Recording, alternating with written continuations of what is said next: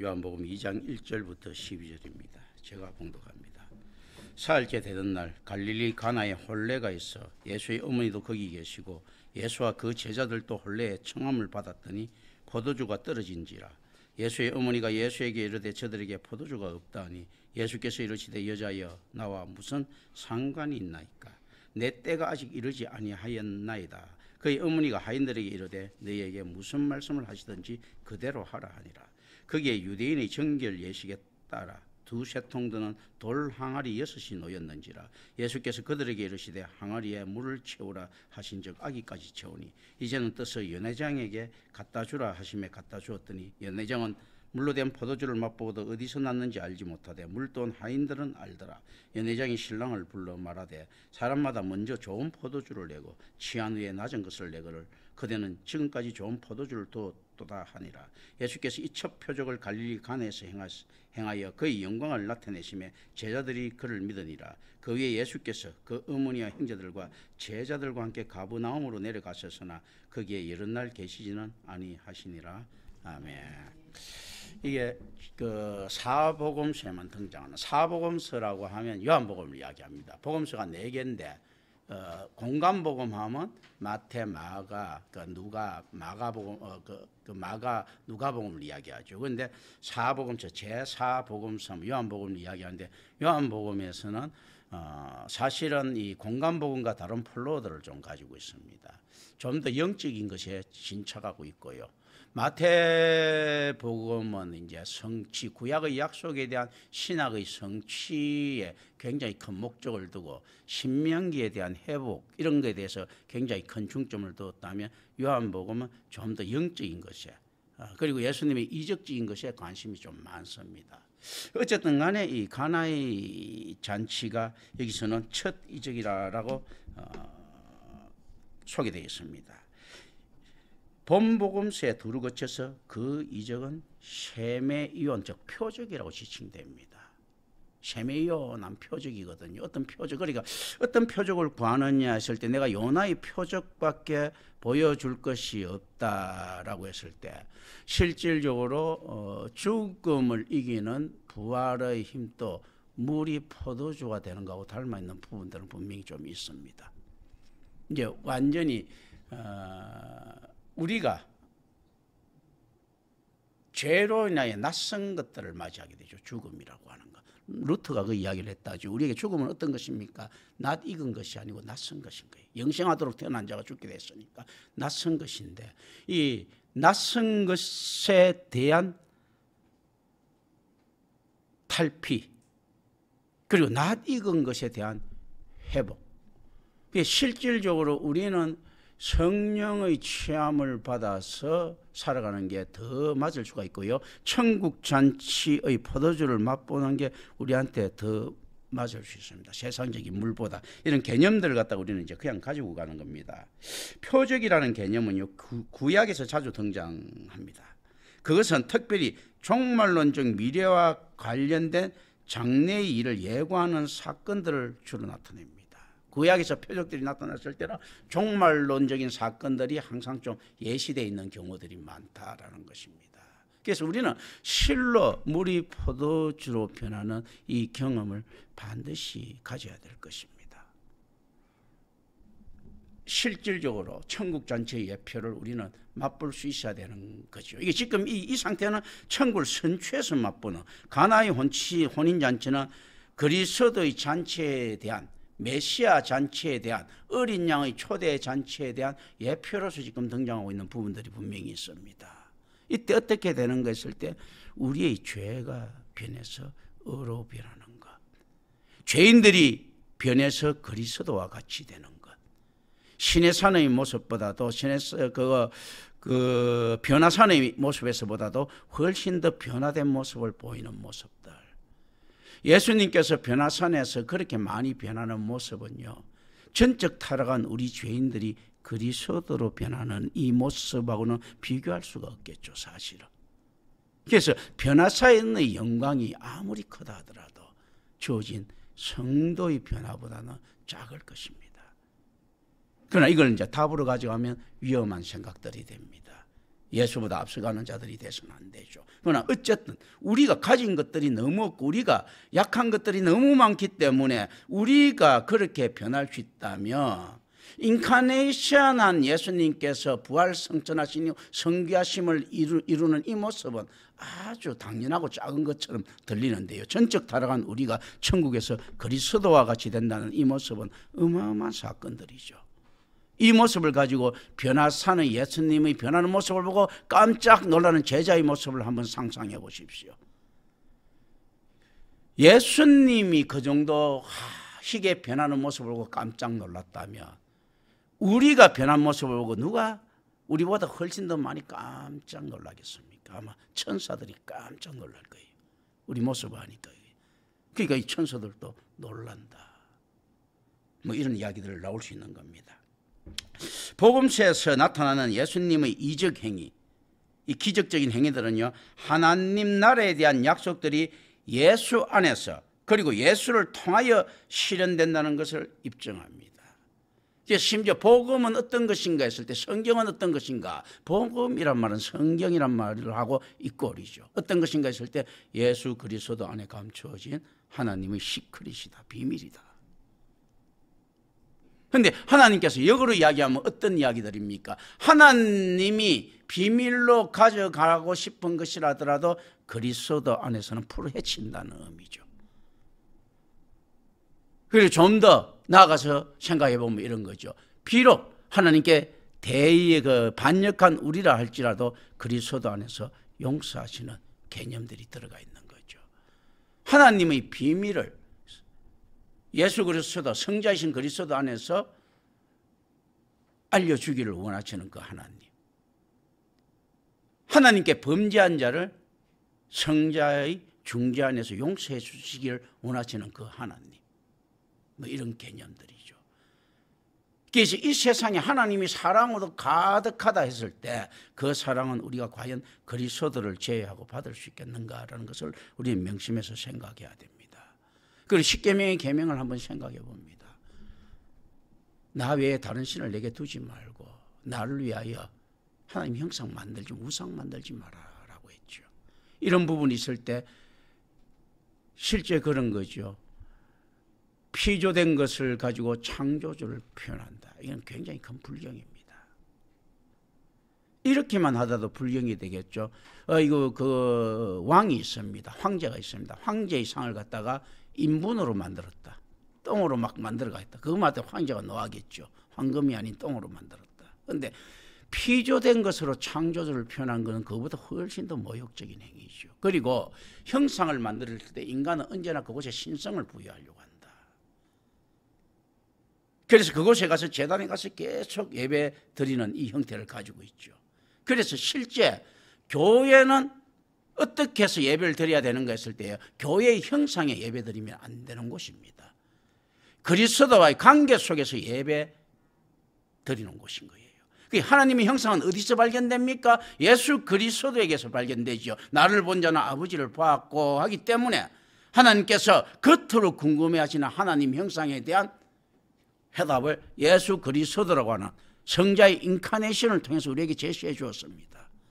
나를 본 자는 아버지를 보았다 했을 때 그 못생긴 예수님 통해서 하나님의 영광을 볼 수 있겠습니까? 예수님이 가지고 계신 그 전인적인 사역, 복음, 그 모두 어우러졌을 때 우리 마음에 신명기의 말처럼 새겨져 있는 그 복음의 형상을 지닌 그 예수 그리스도, 우리에게 떠오르는 그 영광스러운 이름들, 이런 형상들이죠. 그렇게 실로 복음을 알지 못하고는 예수를 알지 못합니다. 믿음은 들으면서 난다 했을 때 1차적으로 누구를 알 수 있는 능력을 기릅니까? 이 믿음을 통해서 예수의 형상을 알 수 있습니다. 예수의 형상을 보고 알 수 있는 자는 하나님의 형상을 보고 알 수 있다라는 개념들입니다. 이게 물리적인 개념이나 실존적인 개념으로 가야만 되고 또 가서도 안 되고 이런 역설이 있습니다. 물리적인 개념이나 실존적인 개념으로 너무 들어가 버리면 큰일 나죠. 그러나 또 이게 들어가지 않으면 어떻습니까? 이건 다 허상이라든지 이념이 되거든요. 실제로 들어가야만 되고 이게 팩트가 돼야 되기도 하고 그리고 이게 우리 신앙이 돼야 되기도 하고, 우리 신앙은 어떤 것인가 했을 때요, 사실이기도 하지만 기대이기도 하고요, 소망이기도 합니다. 그러면서도 역사이기도 하지만요, 영원히 만나지 못할 역사일 수도 있습니다. 이념일 수도 있고 역사일 수도 있고, 이 모든 걸 같이 쫙 가져야 되는 이 자체를 패러독스, 역설이라고, 역설적 구성들을 우리는 가져야 됩니다. 그래서 우리가 하나님의 형상을 갖다가 반드시 알아야지만이 천국이 어떤 것인지 알 수 있을 것 아닙니까? 하나님이 안 계신 마귀가 있는 곳을 찾아갈 수는 없잖아요. 주인장 얼굴을 알아야 될 것 아니에요. 어떻게 알 수 있느냐 했을 때 예수를 아는 자, 예수는 어떻게 하는지 했을 때 복음을 아는 자, 복음은 어떻게 하느냐 했을 때 들을 수 있는 자, 들으면 어디서 나느냐 했을 때 은혜 받은 자입니다. 하나님께서 은혜 받기로 작정해서 명패를 돌린 자입니다. 그래서 실제 어떤 의미에서는 있습니다. 우리가 예수 그리스도를 부인하고 예수 그리스도를 오는 걸 배척했다라고 하는 것도 맞기도 합니다.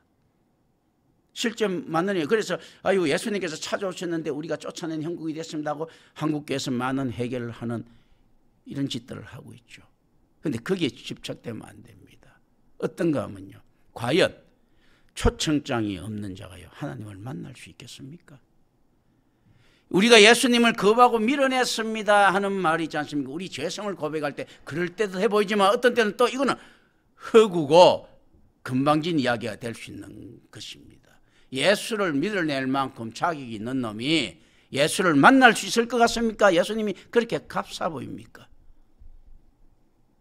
그게 무슨 말인가 하면요, 우리가 예수님을 영접하지 않았습니다, 내가 예수를 영접 못했던 내가 잘못입니다, 이렇게 할 때 어떻게 됩니까? 자기 의지 윌이 들어가는 거죠. 자기의 자유의지가 들어가는 거죠. 은혜 받지 못한 자는 예수의 그림자조차도 보지 못한다. 세상 임금 한번 보는 것도 초청받지 못한 자가 보지 못하는데 어떻게 우리 주님이 있지 않습니까? 택자가 아니고 우리 주님을 만날 수 있겠습니까? 이 개념을 1차적으로 했습니다. 그럼에도 불구하고 아까 그런 말들이 왜 강한가 하면요, 자기의 죄성을 이야기할 때는요, 우리가 구원받는 것은 하나님의 선택과 은혜고, 우리가 유기당하고 지옥 가는 것은 어떤 것 때문인가 했을 때 자기의 의지 때문입니다. 자기의 부패한 본능 때문입니다. 자기의 거부 때문입니다. 복음에 대한 거부. 예수를 만나고 하기 전에 무엇에 대한 거부입니까? 하나님의 음성을 듣는 것에 대한 거부가 일어난 거죠. 자기 길을 자기 스스로 막고 누구 말을 들었습니까? 뱀의 말을 들었죠. 더 설펀트라고 합니다. 이때 뱀은 설펀트예요. 더 설펀트 하면 유혹자. 유혹자의 말을 듣고 언제나 교회는 그 한가운데 서 있고 언제나 성도라고 착각하는 무리들도 그 한가운데 서 있죠. 세상의 유혹에 귀 기울이면서 세상과 타협하는 교회들. 왜 그런가 하면 그렇지 않고는 세상 중에 살아갈 수 없습니다. 그래서 하나님께 이야기합니다. 하나님, 세상에 만몬 없이 우리가 어떻게 살아갑니까? 이 만몬을 헌금이라고 우기면 안 됩니까? 라고 이야기를 합니다. 언뜻 보면 그럴듯해 보이고 우리 임마누엘 교회도 똑같은 그 길을 걸어가는 듯이 보입니다. 그런데 형태는 다릅니다. 만몬을 취하는 자는요, 변명을 준비할 때, 복음을 취하는 자는요, 그 만몬에 대해서 항상, 그 헌금에 대해서도 항상 두려워합니다. 그리고 복음을 올바로 전하는 자는요, 교회가 부흥할 때 있지 않습니까? 자기 자신을 돌아보면서 굉장히 괴로워합니다. 이게 과연 올바로 가고 있는 길인가?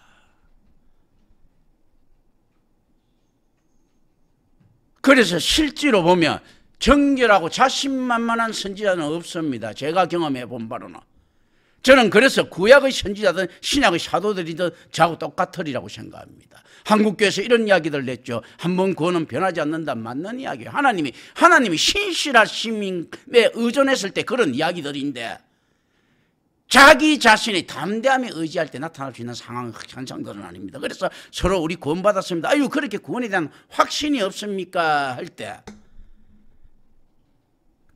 있지 않습니까? 가짜 선지자들이 그렇게 할 때요, 예레미야마저도, 하냐냐가 그렇게 이야기할 때 예레미야마저도 자기가 혹시 잘못 아는 거 아닌가 싶어서 발발발발 떨고 있었습니다. 사도 바울도 맨날 자기를 쳐서 죽였습니다. 그건 무슨 이야기인가 하면요, 그리고 오늘날 제가 똑같이 경험합니다. 밤마다, 새벽마다, 그리고 시간 있을 때마다 항상 두려워합니다. 과연 이것이 옳습니까? 그런데 저는 이 길을 걸어갈 수밖에 없습니다. 그런데 이게 옳든 옳지 않든 간에 걸어가야만 되는 것이 선지자의 숙명이고 사도들의 숙명이고 목자들의 숙명입니다. 그리고 무엇을 믿는가 하면요, 내가 이 길을, 이 사역을 잘 수행할 것이라고 믿었던 선지자와 사회 그 목자들은 없었을 것입니다. 바울이라고 하더라도 항상 거기에 대해서 불안해하고 의심했을 것이라고 저는 생각합니다. 저도 그렇고요. 그런데 어떻게 걸어갈 수 있는가 했을 때 저는 제 경험을 토대로 해서 지금 다른 선지자들을 해석하고 있습니다. 어떻게 하는 거죠? 경험 없는 자가 어떻게 선지자 마음을 해석할 수 있겠어요?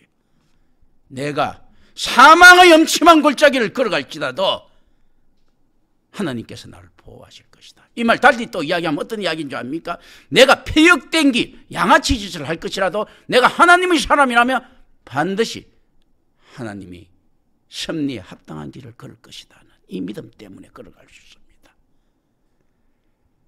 내가 하나님의 사람이 아니라면 아무리 선한 도덕적 성취를 이룬다 하더라도 나는 마귀 새끼에 불과할 것이고 나는 지옥에 가도 마땅하다라고 생각하고 걸어가는 겁니다. 우리 인생들, 성도들 인생들은 그렇습니다. 필그램 미지라고, 철로 역정이라고 이야기할 때 그 쉽게 생각하지 마십시오. 이 산상수훈의 말들 있지 않습니까? 애통하는 자, 뭐 하는 자, 정말로 어느 정도 애통하는 자는가 하면요, 하나님이 없으면 억울할 정도로 애통하는 자들이에요. 이런 자들이 왜 애통할 수밖에 없겠는가? 모세가 돈과 권력을 다 가진 사람이었어요. 그죠? 그런데 항상 거지잖아, 거지. 아무것도 없는 자인 거예요. 다윗이 다 가졌는데도 아무것도 없는 자입니다. 항상 경건한 불암에 휩쓰인 자들입니다. 엘리야가 손만 뻗으면 얼마든지 불을 취할 수 있습니다. 왕도 쉽게 만날 수 있고요.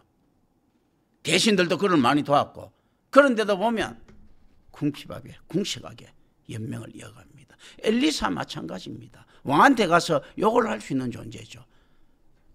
개뿔도 없는 게 나만이 주는 황금 초기같이 볼 수 있는 존재입니다. 세상 사람들을 그걸 갖다가 허세라고 할지 몰라도 엘리야에게서는 그것은요, 가오입니다. 가오. 가오 잡는 거지, 그거요. 허세가 아니고. 그게 뽀다구입니다. 선지자들이 가지고 있는 뽀다구. 사도 바울이 예루살렘에 갖다 주려고, 교인들한테 갖다 주려고 엄청난 많은 돈들을 가지고 다녔지 않습니까? 그거 다 주고 나면 지도 개뿔도 없으면서, 그리고 지도는 따이고 전부 다 어떻게 보면 거둔 건데, 그거 뽀다구들이죠. 언제나 보면요, 조폭하고 선지자하고 좀 닮은 점이 많은데 뽀다구 좋아하는 것 닮았습니다. 뭐 조폭들 비 오도 뽀다구 안 난다고 우산 안 쓰고, 뭐, 그죠?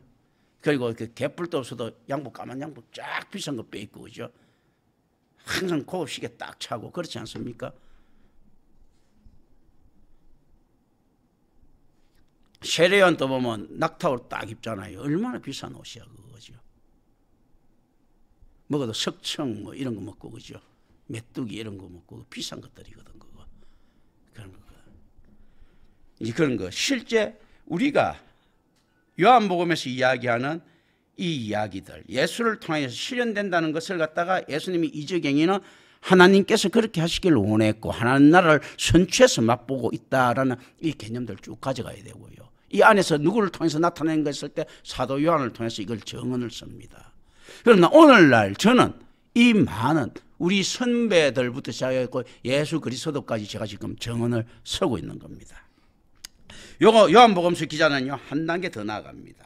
그 이적들을 하나님의 아들의 사역으로 말미암아 도래하는 하나님 나라에 대한 비유들로 여깁니다. 어떤 나라에 대한 비유들요? 하나님 나라에 대한 비유들인 거예요. 그래서 가나의 혼인잔치에서 일어나는 이 이적들이라는 것은요, 이 표적들, 세메온이 당연하게 우리한테 일어나야 되는 사건들입니다. 우리가 천국에 갔다고 가정했을 때요, 천국에 간 그만큼 큰 이적이 어디 있습니까? 전적 타락한 놈들이 천국에 있다. 이건 너무 말이 안 되는 소리잖아요. 그래서 우리가 천국에 가는 순간에 그 커다란 표적과 이적을 체험하고 않습니다.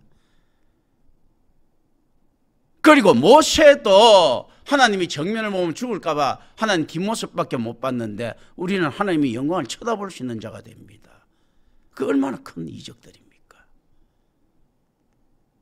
그리고 거룩한 자들만 먹고 마시려는 천국 잔치에 가서 먹고 마시는데도 속에 탈도 안 납니다. 이런 이적들. 어떨 때 가능한가 했을 때요, 그 이적이 누구 손에서 나왔습니까? 초청받은 하객들 손에서 나왔습니까? 주인된 주인의 입장에 서 있는 것이거든요. 가나 혼인잔치가 예수님이 마리아하고 친척관계일 것이다라고 하고, 주인된 예수의 손에서 나온 이적입니까? 초청받은 하객의 능력이 아닌 주인의 능력으로 그것들이 주어집니다. 가나의 혼인잔치에 물이 포도주로 변하는, 우리로 이야기하면 중생되는 놀라운 은총이 예수로부터 말미암았습니까? 그 제자들로부터 말미암았습니까? 그 하객들로부터 말미암았습니까? 예수로부터 말미암았습니다. 물이 포도주가 되는 기적은요, 하나님으로부터 우리에게 주어지는 겁니다. 우리의 중생은 하나님으로부터 주어지는 겁니다. 그렇기 때문에 우리는 믿을 수 있습니다. 만약에 우리로부터 주어지는 것 같으면 항상 야, 이거 언제 조변석기 할지 모르니까, 조석으로 변할지 모르니까 굉장히 이제 불안할 것인데, 하나님으로부터 주어지기 때문에 이런 의미에서 한 번 주어진 구원은 변치 않는다는 말은 맞습니다. 그런데 지 꼬라지를 좀 돌아봐야지. 온갖 마귀 새끼들이 자기들이 구원받았다고 외치고 다닙니다. 나는 구원 열차 올라타고서 노래 안 부르는 인간들 없습니다. 다, 그죠? 옛날에. 그리고 좋으신 하나님 안 외치는 인간들 없습니다. 좋으신 하나님 다 외치죠. 그죠? 그리스도의 고난에 동참하겠다고 안 하는 인간들 없습니다. 예수 보혈의 피를 따르지 않겠다고 있지 않습니까? 하는 놈들 아무도 없습니다. 그런데 과연 오늘 현실은 그렇습니까? 인간성 덜 된 놈이요, 보니까 대부분 보니까 목사가 됩니다. 소명 없이 목사 되는 것들은 왜 그렇게 되는가 했을 때, 한팡에 지상승 노리려고, 한팡에 예수하고 같이 줄 대려고, 이렇게 인간성 개떡 같은 놈들이 보니까 목사가 다 돼 있는 거예요. 그런데 이 비슷합니다. 이게 신앙, 기독교는 종교가 아니다고 했죠. 계시입니다. 이게 종교가 되면 큰일 납니다. 종교가 되면요, 불교가 신라나 고려를 망하게 했고요, 유교마저도 심지어 종교화되자 조선을 망하게 했고, 기독교가 종교가 되자 캐톨릭이 있지 않습니까? 전 유럽을 망하게 했습니다.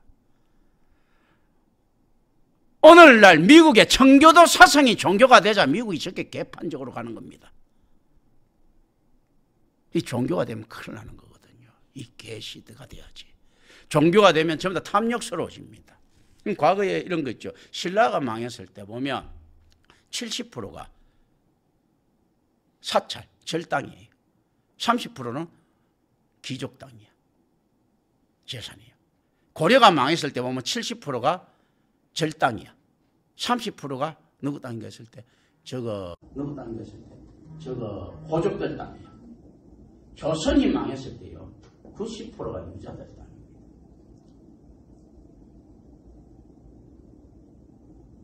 이런 꼬라지들이거든요. 전 유럽의 모든 재산은 캐톨릭 거였습니다. 이런 개 같은 경우가 있습니까? 귀족들 거, 캐톨릭과 귀족이 나눠 먹었는데, 실제로 어떻는가 하면 그 귀족도 마녀 사냥 한 번만 하고 나면 그냥 캐톨릭 재산으로 넘어오는 거예요. 그랬거든요. 조선도 마찬가지고 다 마찬가지고. 오히려 조선도 마찬가지고 다 마찬가지입니다. 오히려 민초들이 재산은 어떻게 된가 마이너스였습니다. 왜냐하면 민초들 중에서도 부자가 있는데요. 조금 있겠지. 그런데 민초들 중에서 비리는 놈들이 많았지 않습니까? 재산이 마이너스가 엄청 많았죠. 그죠? 노예가 된 자들이 많았고 이게 종교적 현실들입니다. 그런데 그 중에서 가장 탐욕스러운 무리는 누군가 했을 때 언제나 제사장 계급입니다. 기독교 역사에 있어서 유대교 역사에 있어서 제사장들이 가장 탐욕스러웠죠. 기독교 역사에 있어서도 마찬가지입니다. 사제들이 가장 탐욕스러웠습니다. 오늘날에 있어서는 어떻습니까? 목사 탐욕스럽죠. 그리고 목사를 갖다가 도우고 있는 장로들 탐욕스럽죠. 그 척근들 그렇지 않습니까? 예수 그리스도가 없어도요 교회는 돌아갑니다. 돈 없으면 안 돌아갑니다. 실질적으로 우리가 기독교 신학에 있어서 이런 이야기를 하죠. 예수님 없어서도 기독교는 생겼을 것입니다. 그런데 바울이 없었으면 안 생겼을 것입니다. 우스갯소리지만 실제 맞는 말이기도 하거든요. 헌금이 안 모였으면 복음은 선포한데도 교회가 생길 수 있는데 헌금이 안 거두면 교회가 생길 수 있었겠느냐, 저는 이렇게 생각합니다. 돈이 안 거뒀으면 종교활동을 했겠는가. 심지어 이제 돈 없이 밥 퍼주고 이런 것들이 있어요. 그러니까 결국 뭐를 얻습니까? 그 명성을 얻어가 명성을 현금화시키는 작업을 하죠. 그게 오늘날 현실입니다. 버트란드 러셀인가 모르겠는데 어떤 사상가가 그 이야기를 합니다. 자, 이게 돈 없는 자들도 그 가난하고 열등한 자들도 굉장히 큰 힘을 발휘할 수가 있다. 어떤가 하면 군중을 만들어 가지고 시위를 하게 되면 개념이거든요. 그때 막 우리 왜 모아가지고 대모하면 정치가들이 와갖고 풀어주고 하죠. 뭐든지 있지 않습니까? 그 안에서 그런 식으로도 모을 수가 있는 거죠. 그래서 실제로 종교적 행위를 가지고 사람을 많이 모았을 때 정말로 경건한 행위보다도 지금 오늘날 어떻습니까? 불순한 의도를 많이 가지고 있죠. 정황원이 같이 사람들을 모으니까 뭐 이렇게 될 수 있는 이런 것들. 희생하는 척 하면서 있지 않습니까? 밥 퍼주면서 사람 모아서 그걸 현금화시키는 이런 행태에 이르렀습니다. 복음이 없어도요 교회는 세워집니다. 그런데 목적이 예수가 목적이 되는 교회를 세우면 다들 그거 싫어합니다. 뭐가 목적이 돼야 됩니까? 자기 명예와 자기 돈을 목적으로 세워지는 교회는 성공을 합니다. 그죠? 그래서 실제로 어떻습니까? 체일도가 밥을 수없이 퍼가도 그 밥 퍼는 사람들, 그래서 체일도가 이렇게 했더니 체일도가 뭐 또 어떻게 해갖고 돈은 좀 모았고 교회가 부흥했다는 소리는 들렸어도요, 그 밥 얻어먹은 놈이 순교할 정도의 신앙인이 되더라 하는 소리는 하나도 제게 안 들어옵니다. 수도 없이 밥 얻어먹은 놈이요 성도 됐다는 소리 제게 안 들어오고, 강화문 광장에서 태극기다 촛불 들고 설쳤던 그 수없이 많았던 사람들이요 성도 됐다는 소리는 안 들어옵니다. 파당을 지우고 당을 넣고 권력을 얻었다 소리는 들어오는 거거든요. 왜 그러는가 하면 자기 의지로부터 시작해서 그렇습니다. 우리는 물을 포도주로 만들고 주는 그 잔에 거지처럼 얻어먹으면 됩니다. 지가 만들어가 뿌릴 생각하지 말고 우리 주님께서 주시는 것을 얻어먹을 생각을 하세요. 제가 만약에 그곳에 벗어나 있다면 저를 돌로 치세요. 그럼 목자라고 볼 수가 없는 겁니다. 이게 회개, 천국이 가까운 표적들 예수님께서 보여주시는 겁니다. 회개하라 천국이 가까워왔느니라 무슨 의미라고 했습니까? 우리가 회개할 수 있습니까? 전적 타락한 존재가? 회개할 수 없습니다. 천국이 가까워 오니까 회개할 능력이 생겼다는 이야기입니다. 예수가 우리한테 오니까 회개할 능력이 생겼다는 이야기예요.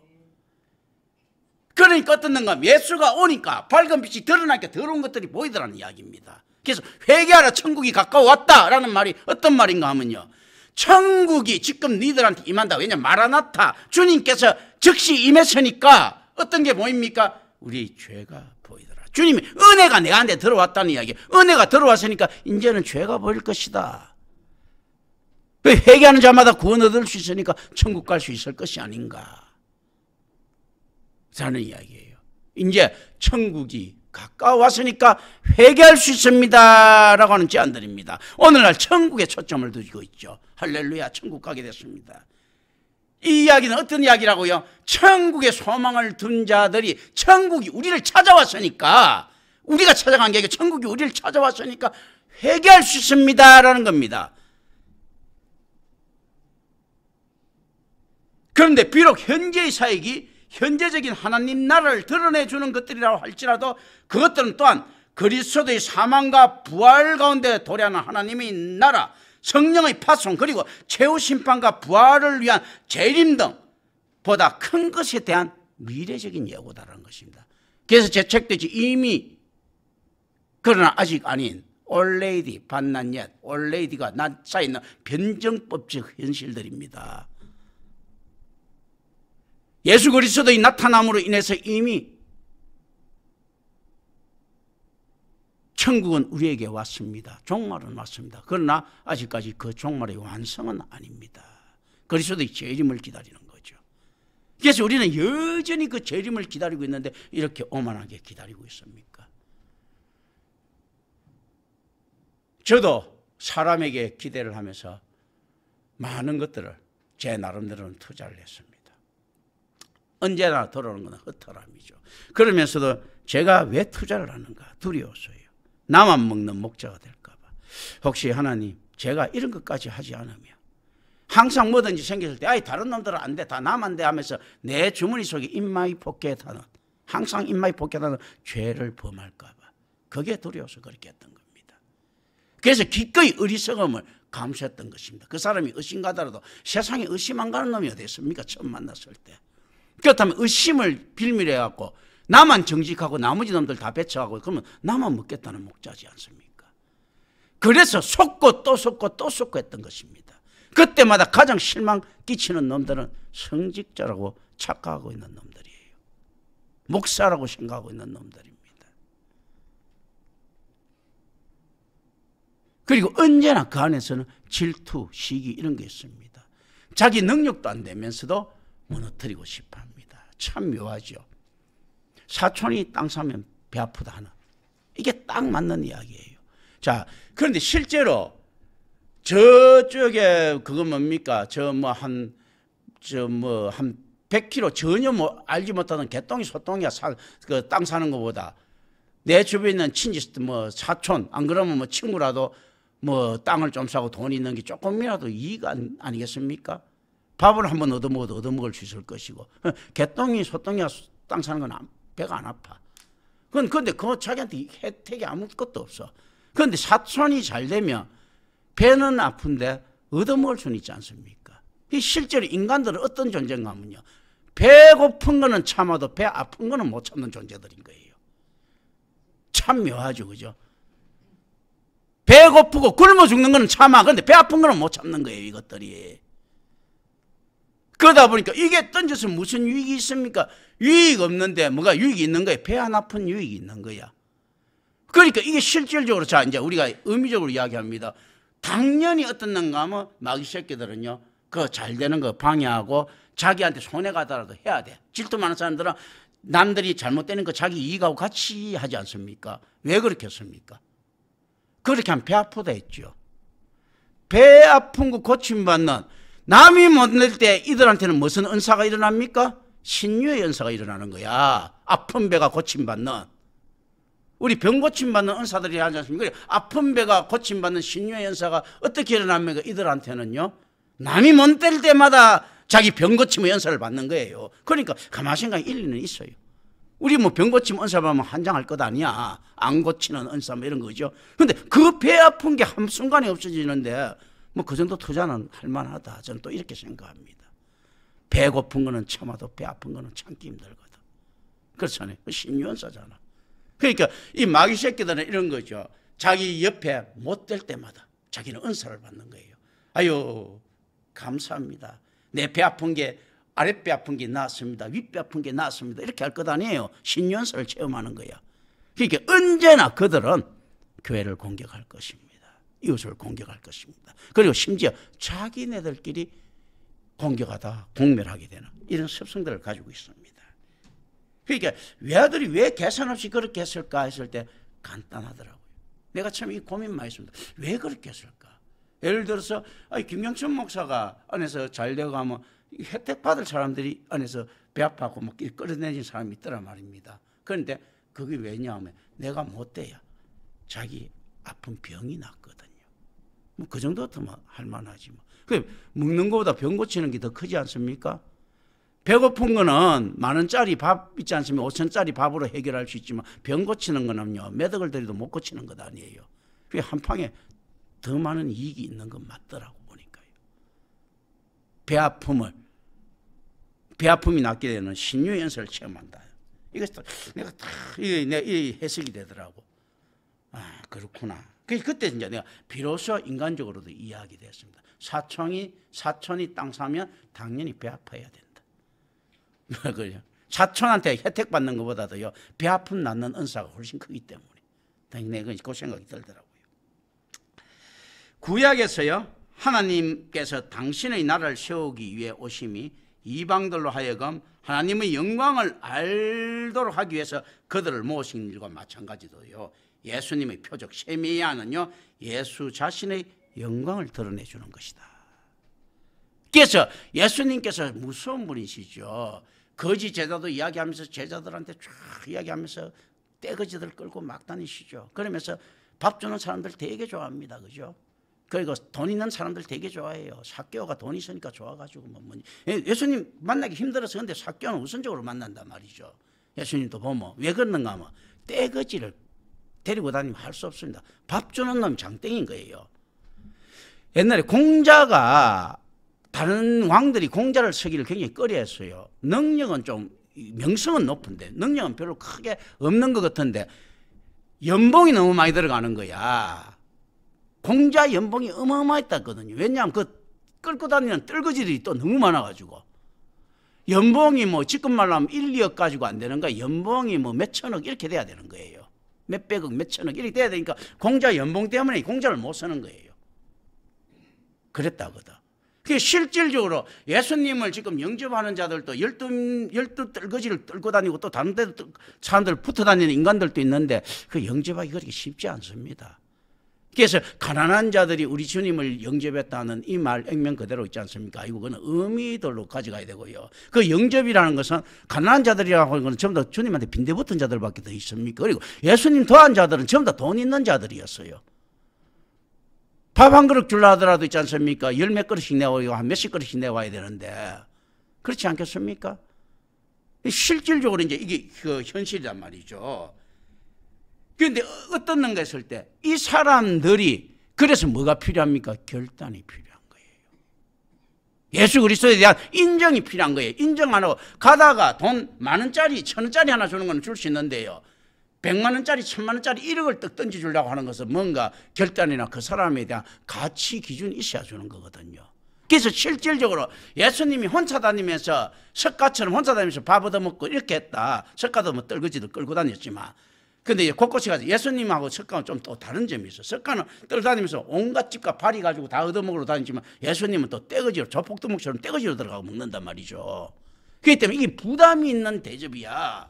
실제 그래서 예수가 이 생에 예루살렘까지 가면서 안 굶어 죽고 가고 또 돈도 많이 모았다는 것은요, 세상이 예수를 엄청나게 대우했다는 겁니다. 그런데도 예수님께서는 분개하고 계시는 겁니다. 우리가 오병이었대 이 떡을 다 사올 것입니까? 돈이 많았거든요. 헌금하는 사람들이 많아갖고. 그거 왜 그러나 하면, 근데 예수님께서는 이 돈을 어떻게 보고 계시겠습니까? 우리 의미적입니다. 성경은 이야기하고 있지 않으니까. 이걸 혁명 자금으로 본 거예요. 그래서 그건 합당치 않는 겁니다. 예수가 혁명군을 일으킬 사람들로 봤을 거 아닙니까? 그러니까 비밀리에 이렇게 도왔던 거예요, 다들. 그리고 대접을 받았던 거 아닙니까? 예수 그리스도의 순수한 영광을 보고 대접해야 될 사람들이 그걸 대접 안 했을 때 예수님이 이건 안 치주는 겁니다. 그러나 어쨌든 간에 예수의 가치를 보고 대접했던 거예요. 오늘날도 역시 마찬가지입니다. 선지자가 나타났다고 하면요, 예수 그리스도의 영광을 인정하기 위해서 그 선지자는 대접받아 마땅합니다. 그런데 그 선지자를 어떻게 알 수 있을까요? 했을 때요, 아무나 할 수 있는 복음 같으면 누가 선지자인지 어떻게 알아? 복음이 그렇게 쉬웠다면요. 정말 하나님 중심에 올바른 복음이고 이 복음이 정말로 럭셔리한가 이거부터 따질 줄 알아야 됩니다. 요즘은 지나 개나 와가지고 다 지금 서세원이 하는 짓거리 보면 뭐 옛날에 보면 자 여기서 가정에 문제 있는 놈 손 들어보세요. 손 들어보면 이제 해결받은 줄 믿으세요. 믿습니다. 왜 해결받았습니다. 이렇게 하고 깜짝 놀랐어요. 그 인간 그렇게 할 때 있지 않습니까? 그리고 삼박자 복음 있지 않습니까? 조영기가 이야기했을 때 처음부터 환장했을 때 내가 깜짝 놀랐고요. 그랬거든. 그런 게 복음이라면요. 지나 개나 있지 않습니까? 옆집 아저씨도 다 할 수 있습니다. 옆집 아줌마도 다 할 수 있고. 성경 구절 읽어놓고 말 끼워 맞추는 건 국어 선생이 더 잘하겠지. 장문에 조금 소리 지르는 사람 같으면 다 할 수 있습니다. 그런 것에는 잘 갖다 퍼주죠. 그런데 실질적으로 어떤 하면 성경은 이야기하고 있습니다. 그리스도 하나님께서 구약의 그 하나님의 영광을 드러내기 위해서 이 세메온이 나타났다면 지금 예수 그리스도의 영광을 드러내서 이 세메온이 나타났다. 이 세메온에 대한 증거자가 누구냐 했을 때 김경천 목사라는 사람이 나타나면 우리 주님을 보고 성부를 본 듯이 하는 사람들, 김경천 목사를 보고 성자의 말씀을 듣는 듯 해라 이 말이에요. 내가 이건 내 말을 들은 사람이에요. 사실 그래서 정권대사입니다. 정권대사가 중국의 정권대사가 조선왕한테 가서 딱 하면 머리 똑똑히 서고 이야기하죠. 자기 황제처럼. 그렇지 않습니까? 그 의미에서 정권대사로 이렇게 떡 서 있는데 전부 다 개떡같이 취급을 하죠.